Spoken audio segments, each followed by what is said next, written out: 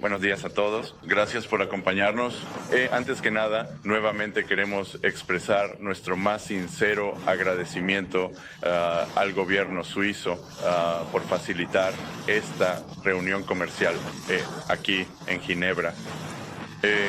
Tuvimos conversaciones muy productivas y creo que el lugar aquí junto al lago de Ginebra aportó una gran serenidad a lo que fue un proceso muy positivo. Hemos alcanzado un acuerdo para una pausa de 90 días y hemos reducido sustancialmente los niveles arancelarios. Ambas partes, en cuanto a los aranceles recíprocos, reducirán sus aranceles en un 115%.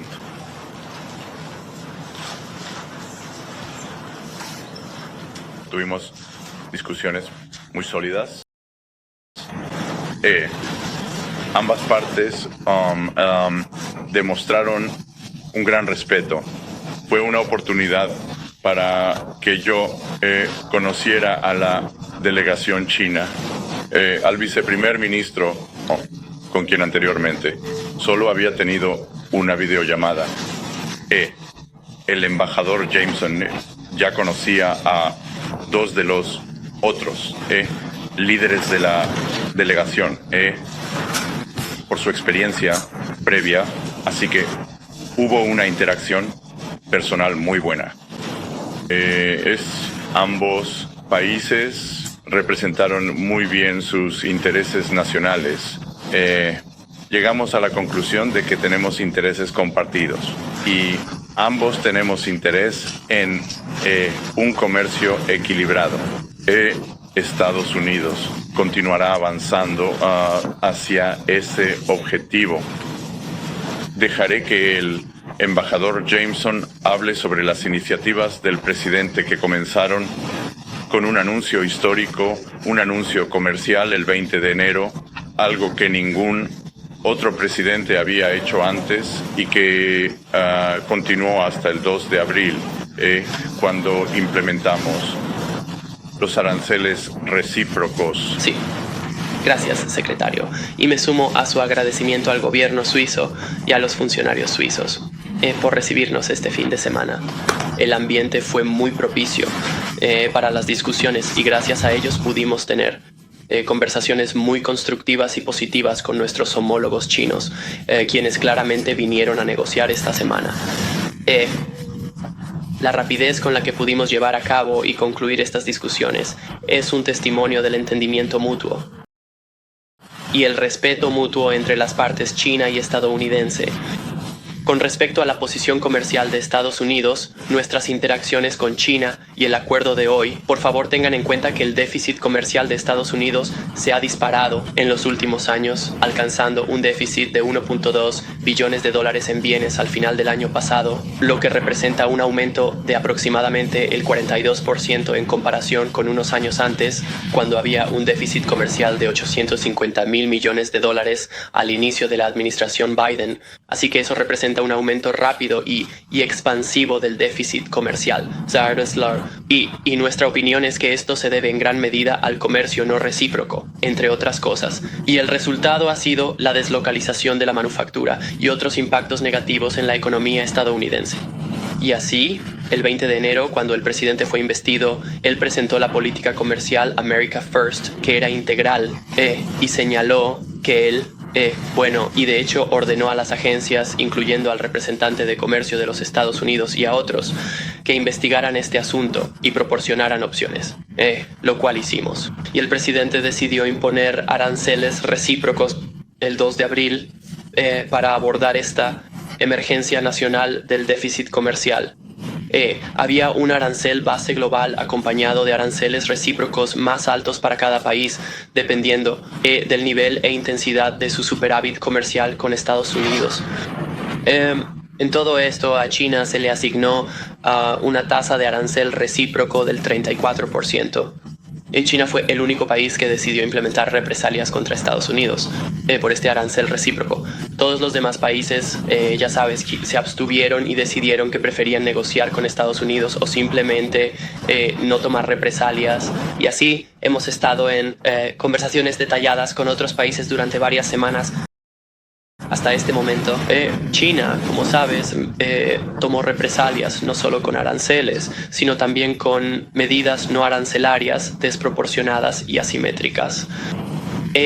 Para mantener la efectividad de las medidas arancelarias recíprocas, el presidente, aumentó nuestras tasas arancelarias para contrarrestar las represalias chinas. Y como sabes, esto escaló hasta el punto en que ambas partes habían añadido aranceles del 125%, y por parte de China medidas adicionales no arancelarias que equivalían en cierto sentido a un embargo comercial, un embargo efectivo, que por supuesto no era una práctica sostenible para ninguna de las dos partes. Y así que hoy, con este acuerdo, llegamos al consenso de que, aunque nuestra tasa arancelaria recíproca bajará al 10% por parte de Estados Unidos, así que disminuye un 115%. Entramos en un periodo de pausa de 90 días para negociaciones, al cual tanto los chinos como Estados Unidos están muy comprometidos, y los chinos de su lado también bajan un 115% hasta el 10% y eliminan las contramedidas que tienen implementadas. Para ser claro, otras medidas que Estados Unidos ha implementado en el pasado, ya sean medidas arancelarias desde 2018 o posteriores, de aranceles bajo otras autoridades legales, aranceles relacionados con el fentanilo, esas permanecen sin cambios por ahora aparte.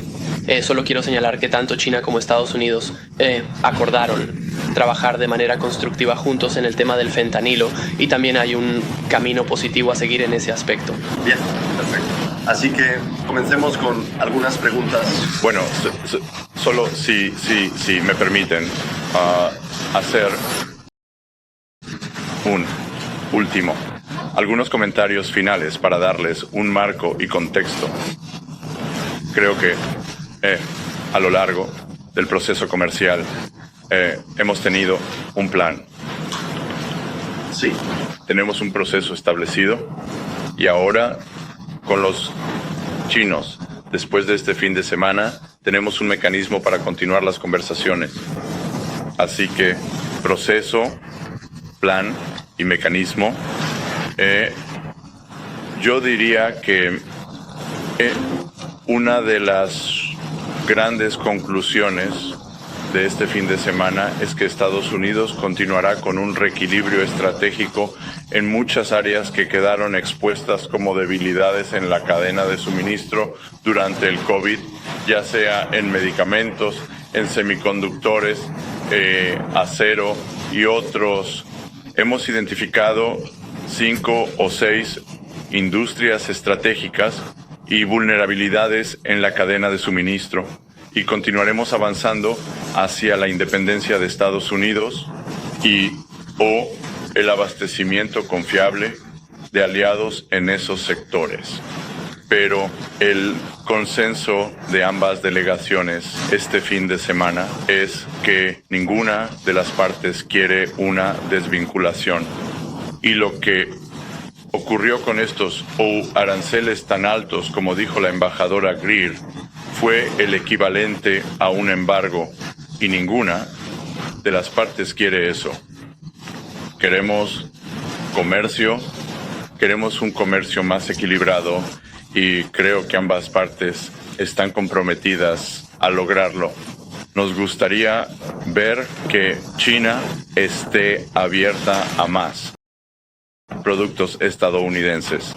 Esperamos que a medida que avancen las negociaciones, también exista la posibilidad de acuerdos de compra para equilibrar lo que es nuestro mayor déficit comercial bilateral.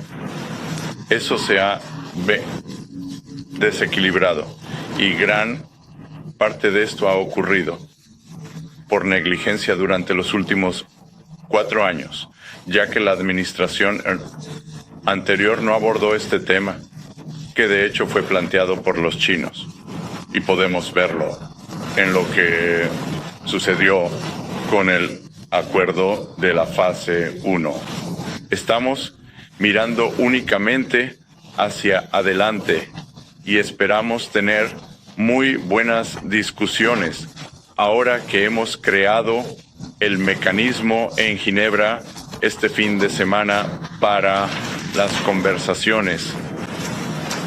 Genial. Vamos a comenzar con las preguntas. Primera fila, Jenny Leonard de Bloomberg. Muchas gracias. Al acercarse estas conversaciones, el presidente publicó en Truth Social que cree que un arancel del 80% sobre China le parece adecuado. Obviamente bajó mucho más. ¿Cómo terminaron decidiendo un 30%? ¿Fue el presidente quien los presionó o los chinos no cedieron antes de que ustedes bajaran la cifra? Y en segundo lugar, ahora tienen una pausa de 90 días, o como han hecho con otros países. ¿Qué es lo que quieren ver específicamente en esos 90 días?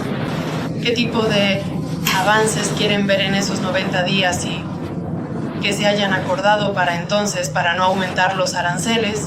Porque es solo una pausa, ¿verdad? Sí, así que yo... Entonces, básicamente los aranceles volverían atrás si no se llega a un acuerdo sustancial.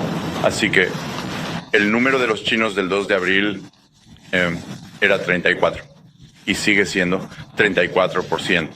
Dejaré que la embajadora Greer responda la primera pregunta. Y al igual que con todos nuestros otros socios comerciales, mientras haya buena fe, esfuerzo, compromiso y un diálogo constructivo, entonces seguiremos avanzando. Yo solo diría, sabes, Jenny, con respecto al mensaje del presidente y sus derechos finales, quiero decir, todo es una negociación, ¿verdad? Y el presidente, él, le da al secretario del Tesoro, a mí y a otros miembros del gabinete, dirección y consejos sobre cómo proceder.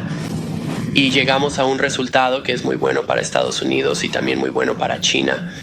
Mantenemos nuestro arancel base global del 10%, que también aplicamos a otros países.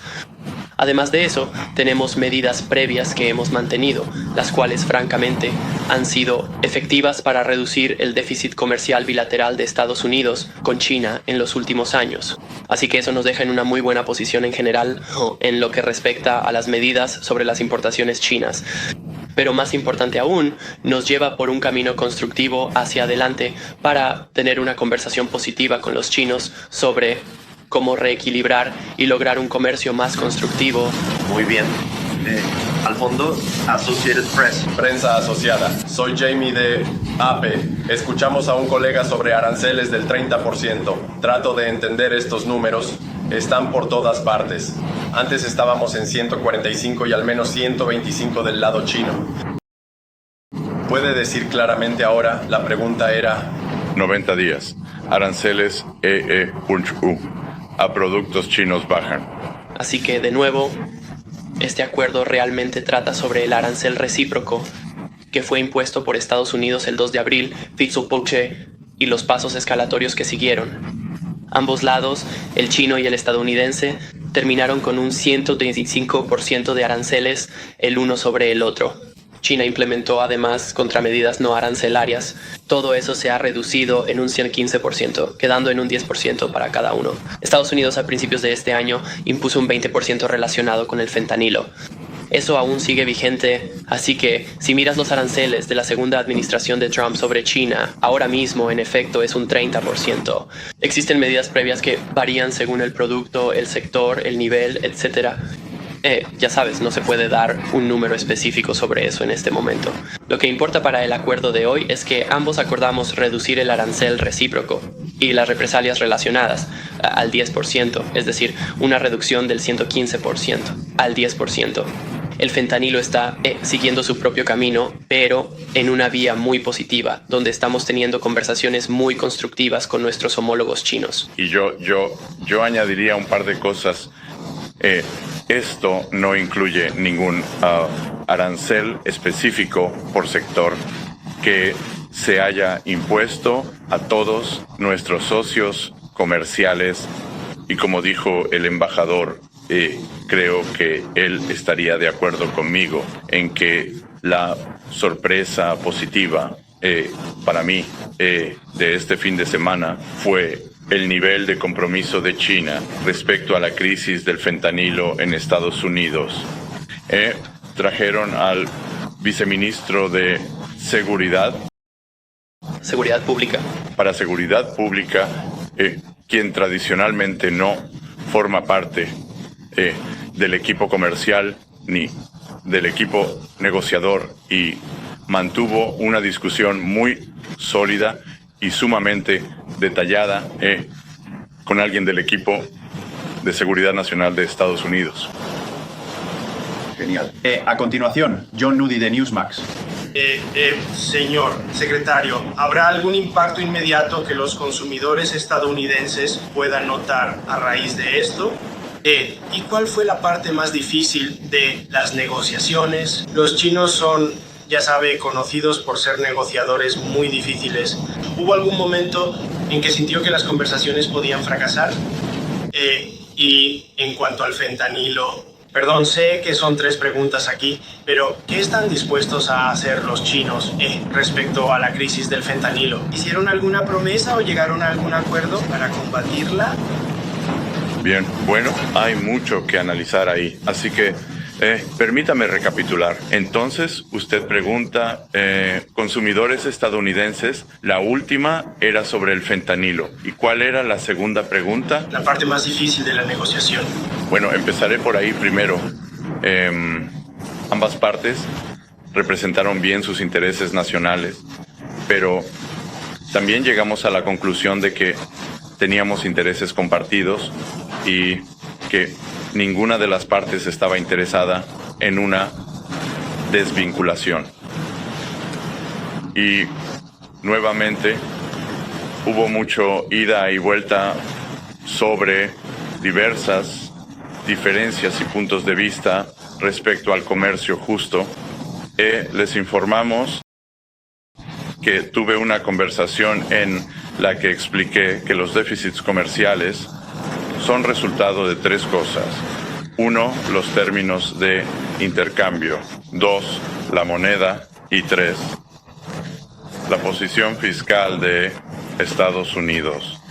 Les informamos que la administración Trump está trabajando muy duro para contener este déficit fiscal fuera de control que heredamos de la administración anterior. 2, no hubo discusión sobre la moneda.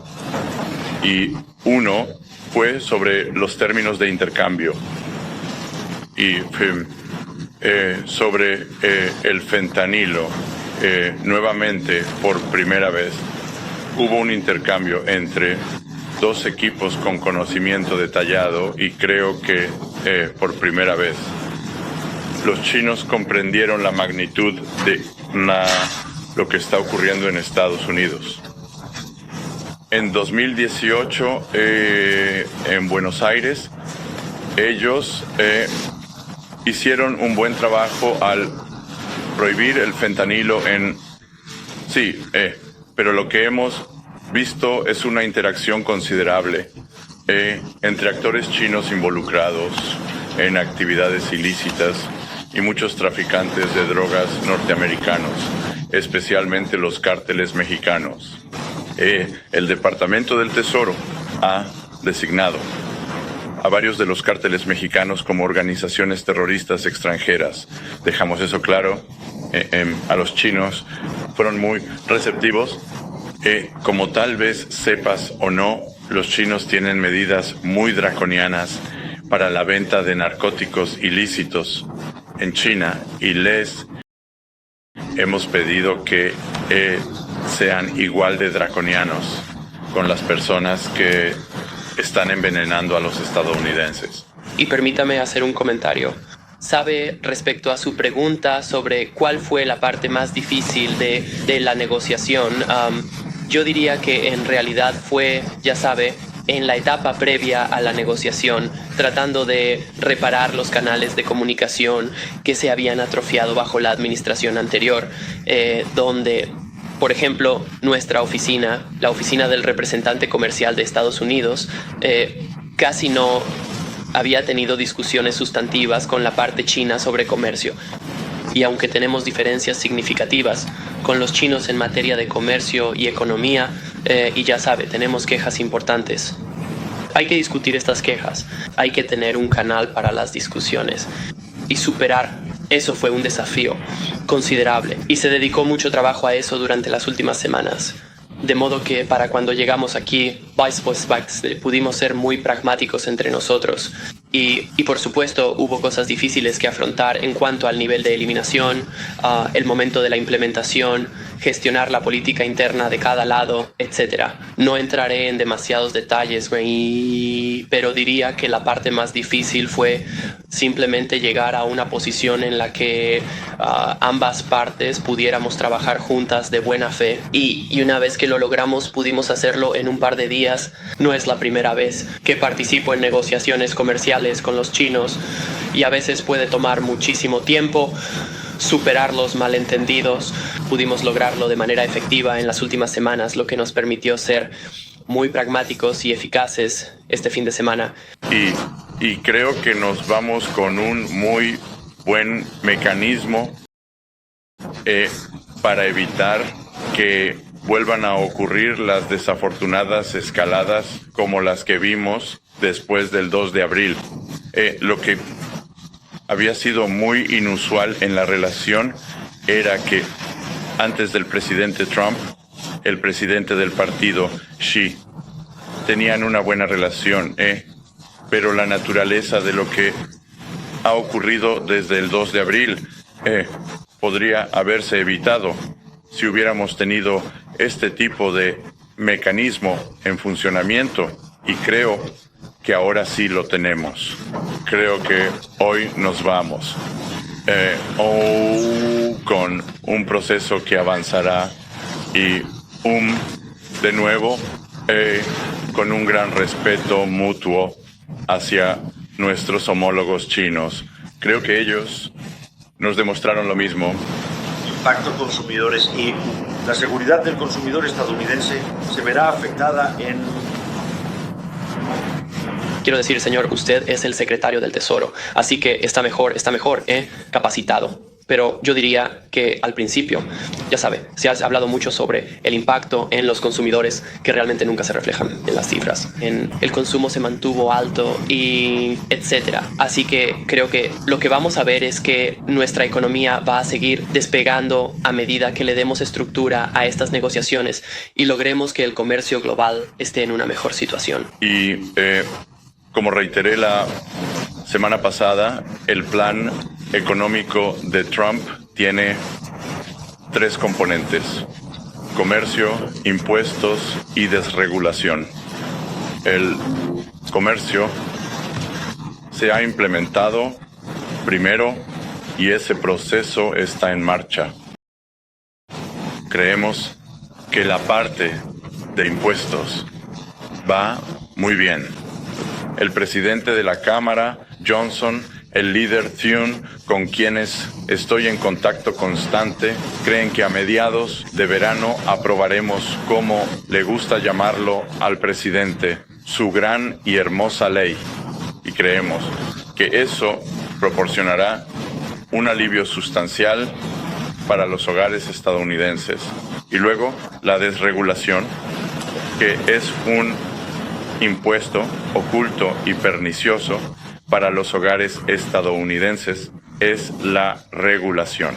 Creemos que la administración anterior añadió varios miles de dólares al año al costo de las familias estadounidenses y que no solo revertiremos esas medidas sustanciales, sino que también las reduciremos considerablemente.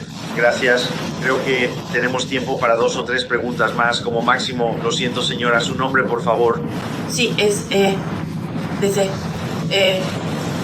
muy alentador lo que nos está diciendo.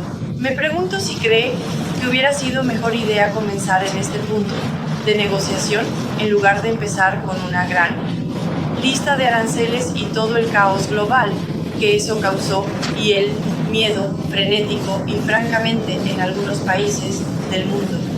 ¿Cree usted en retrospectiva que habría sido mejor empezar acercándose y decir, ¿queremos hablar con ustedes sobre esto? O yo no estoy de acuerdo para nada. Hemos pasado décadas en la OMC y en negociaciones multilaterales y bilaterales para lograr que otros países reduzcan sus aranceles y barreras no arancelarias para que sean más recíprocos con Estados Unidos. Hemos tenido una de las economías más abiertas durante décadas. La promesa de la OMC y del sistema multilateral era que todos iban a reducir sus barreras. Resulta que Estados Unidos sí redujo significativamente sus barreras. Otras economías también tenían aranceles bajos, pero mantuvieron barreras no arancelarias altas. Hemos intentado trabajar dentro del sistema y el resultado es un déficit de bienes de 1.2 billones de dólares. La manufactura se fue a China, Asia Oriental y México. Así que intentamos todo eso. La idea de que podemos seguir diciendo, ¿por qué no hablamos un poco más y tendremos un resultado diferente? Creo que eso está desconectado de la realidad.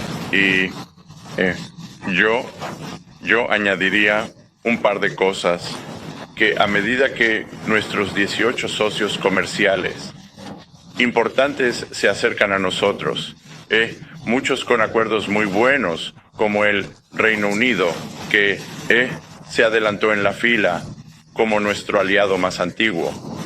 Mientras el embajador Greer y yo analizamos sus propuestas, ya sabes, nuevamente para reducir los aranceles, para reducir las barreras comerciales no arancelarias. Obviamente, el Reino Unido no tiene un problema de manipulación de divisas y en cuanto a los subsidios para el trabajo y la industria, analizamos todo esto y pienso cómo llegamos hasta aquí. Y, ¿sabes? Yo comparto parte de lo que dijo el presidente Trump, que él no culpa a las otras economías por aprovecharse de una situación fluida, aprovecharse de la situación cuando se les permitió hacerlo. Él culpa a los anteriores líderes de Estados Unidos. Así que solo estamos tratando de restaurar un equilibrio saludable porque, ya sabes, la economía estadounidense se ha vuelto muy desequilibrada. Por un lado tenemos unos mercados financieros adelantados, los más profundos y amplios del mundo. Tenemos innovación financiera, tenemos el sector tecnológico que es la envidia del mundo. Por otro lado, somos una economía de recursos naturales, liderada por la energía, así que es como una barra de pesas. Pero en el medio, la manufactura de precisión, especialmente la manufactura de precisión, ha sido eliminada. Y nuestra intención es recuperar eso. Así que queremos reequilibrar. Y creo que hay una gran oportunidad.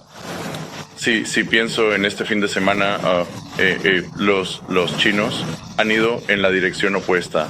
Ellos están desequilibrados en términos de sobreproducción en el sector manufacturero.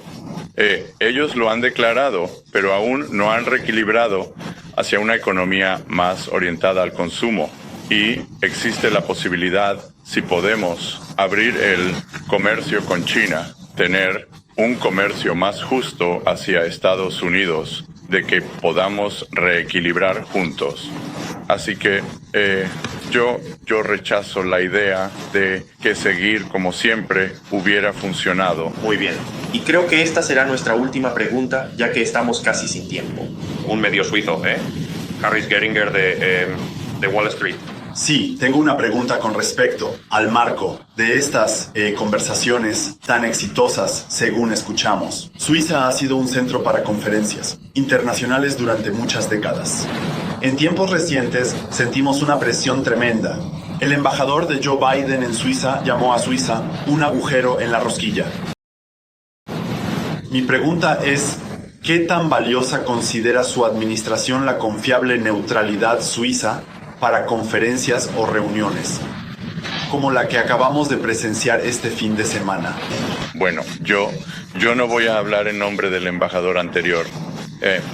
Mi vecino en Charleston, Carolina del Sur, es el embajador bajo el presidente Trump, el embajador Ed McMullen, quien fue muy respetado aquí. Él sigue participando en la Fundación Suizo-Americana y ha sido quien ha liderado el esfuerzo de esta administración para volver a comprometerse con Suiza después de los últimos 4 años.